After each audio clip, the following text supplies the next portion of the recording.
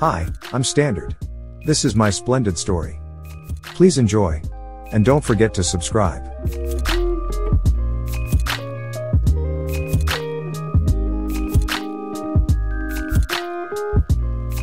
Henry and I were working in the same company. I am the manager while Henry was a special assistant. We have been in this organization for over 2 years, and everything has been going smoothly. Whenever we received our salaries, I only spent 1/4 of it on my needs and saved the rest. I am thankful that I don't have to reserve money for transport fees since my house is so close to where I work.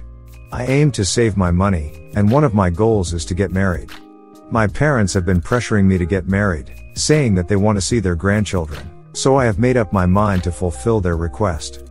Since then, I have been engaging in the behavior of saving my salary. Because I depend on nobody, I am the only one who can help myself, not even my parents. I am not from a rich family, and my parents are not wealthy enough to provide for all my needs or wants. Therefore, I have to work hard to achieve my goals. Henry, on the other hand, has been married and blessed with 2 kids. He is from a rich family and spends lavishly. He always calls me to join him whenever he goes for an outing, but I always refuse to go by giving him some excuses. He later gave up on calling me as long as I kept giving him excuses. Just recently, one of our company coworkers told us about a house that is for sale. He said the owner wants to travel to the UK with his family and needs to sell some of his properties to get money. He added that the house is going for a cheaper rate and advised us to buy it. I asked for the price of the property and why he couldn't buy the house. He said he already has his own house in the same location where the man's house was. Also, he has no money on hand for it, that is why he is advising us to buy it. The house only costs 5 million naira. I noticed that Henry didn't say anything throughout our discussion. He only sometimes glanced at my face when the guy was talking. But it meant nothing to me since I have no interest in the property. I'm always scared of getting into scammers' hands.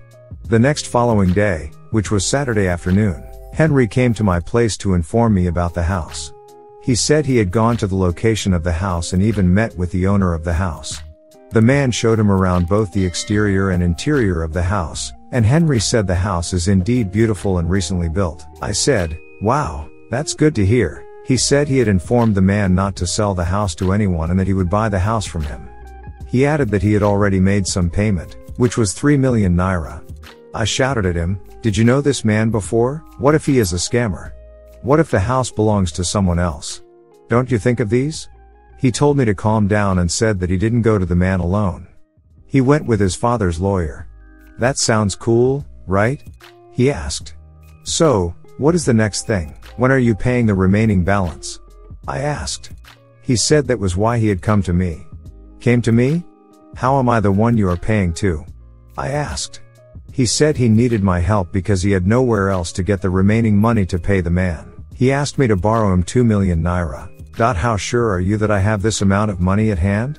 I asked. He said he knew that I was saving my money for something. If I borrowed him the money, he would not disappoint me and would pay me back on time. He said he intended to buy the house for business purposes, and he knew the house was worth much more than the amount the man was selling it for. He would resell it after acquiring it, and that is where he would get the money to pay me back. "What if your plans don't go as you hoped?" I asked. He said I should not worry, as he always had another plan for everything. I thought to myself that I should lend him the money as far as I was not ready to use the money, and I may also need his help another day. I told him that I had agreed to lend him the money, but he needed to promise that he would pay me back as soon as the house was sold. He promised to return the money exactly on time and also promised not to disappoint me.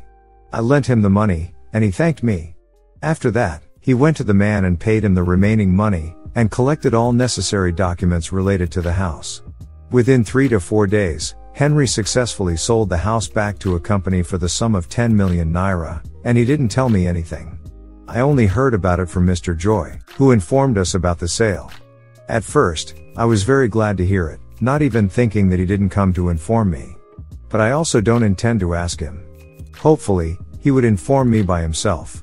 So I later noticed that he was not coming to work because I always checked for him, but he was always absent. I decided to check on him at his house. Upon getting there, I knocked on his door and heard someone say that Henry was not at home. The person must have been his wife. I asked the person to inform him that I came to his house looking for him, and that it had been a while. I heard an okay from the person, and I turned back to my place. It has been almost a month, and I haven't seen Henry with my own eyes, and he is not picking up my calls. I went to his uncle and told him everything that happened, including how he begged me to borrow him money. His uncle instantly picked up his phone and called him, asking why he hadn't paid me back my money after the house had been sold. I heard him telling his uncle that he is not in Nigeria and that when he returned, he would then pay me. I was shocked and thought to myself that some people are wicked and unfaithful. I waited for a whole year without seeing him. That is how my trusted friend ran away with my savings money. Some people are very heartless and wicked, and they have washed away humanity and society, making us believe that no one can be trusted again. However, there are still good people around, although they are very rare. After that, Mrs. Henry came to my house with a prophet. She said her husband had been locked up in UK. And he sent a message to Nigeria seeking prayers. She said she had tried her best. And later went to a prophet who informed her that her husband had offended someone closely related to him. They needed to find the person and seek forgiveness. That's why they had come to me. The prophet also added to what she said, stating that I needed to forgive and forget anything Henry had done to me, because he was in lockup for sins he did not commit. The prophet said I should forgive and forget what Henry had done, and I needed to join them in 30 days of fasting and praying on a mountain to seek forgiveness for him. Should I forgive and forget all that Henry had done to me? And join them in 30 days of fasting and prayers? Please share your opinions in the comments section. Thank you.